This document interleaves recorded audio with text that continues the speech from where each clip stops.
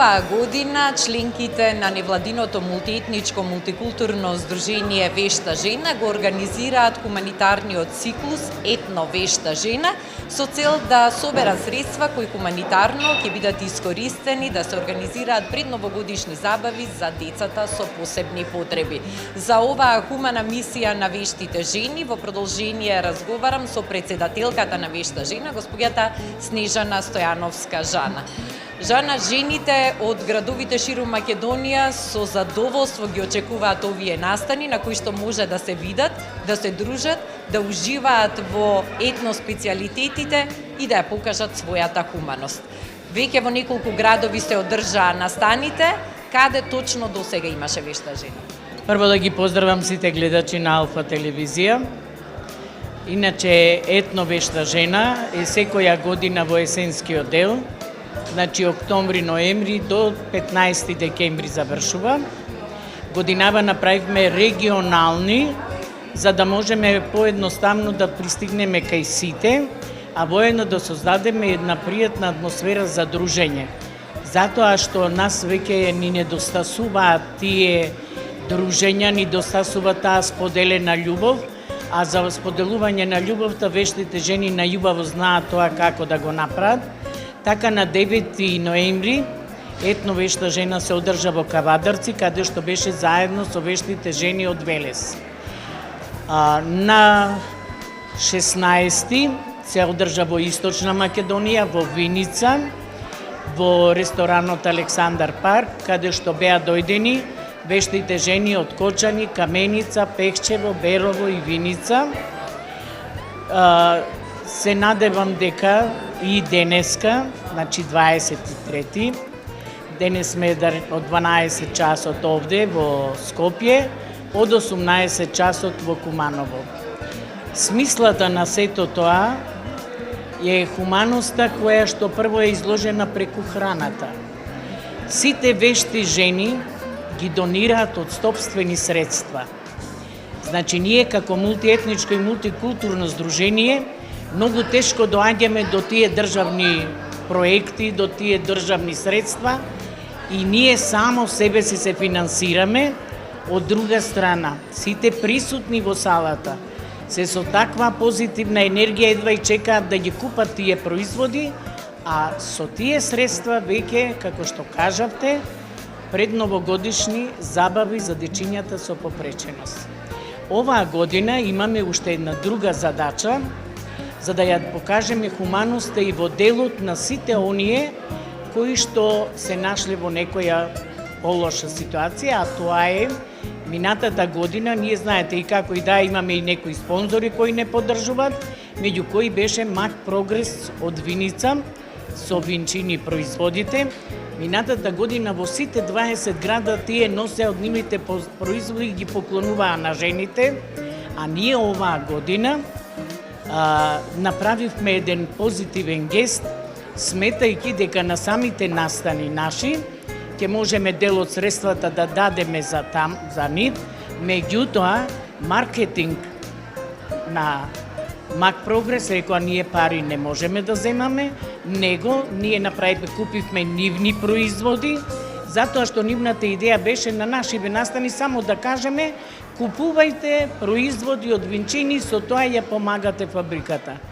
Сега, ние секогаш, ама зошто, ама како, кај нас, ама што имам ја на него да му давам на газдата, демек тој. Знаете работниците што рекоја? Прво, газдата наш од Мак Прогрес секако ќе има, дали со пола изгорена фабрика или колку што останала.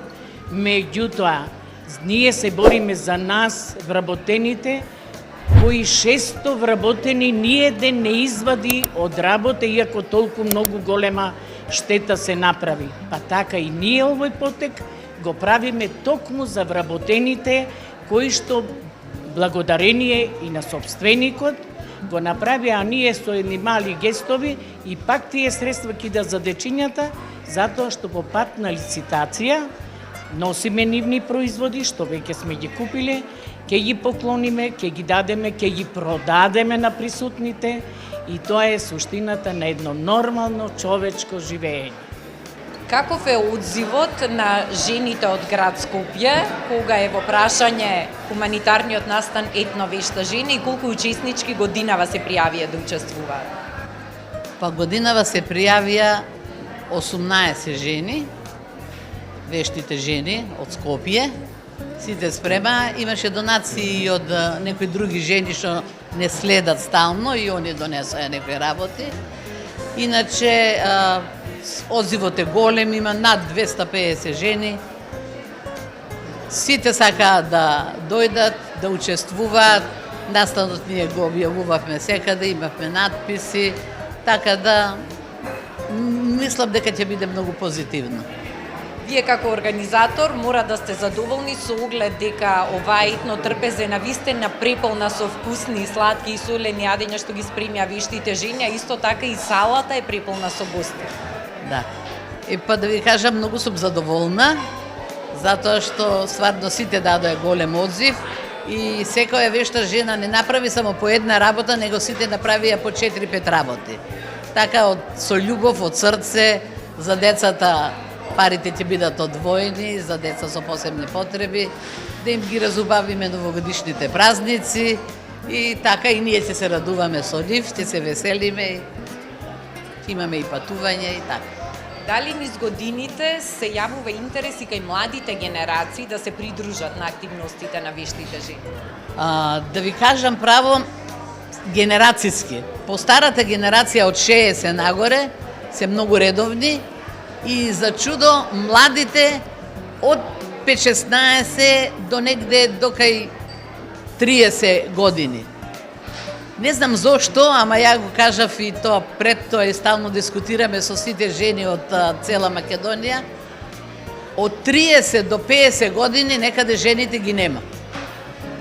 Дали се зафатени, знаеш, со деца, со ова, со она, ама мислам треба малце да се размисла затоа што хуманитарноста е многу добра.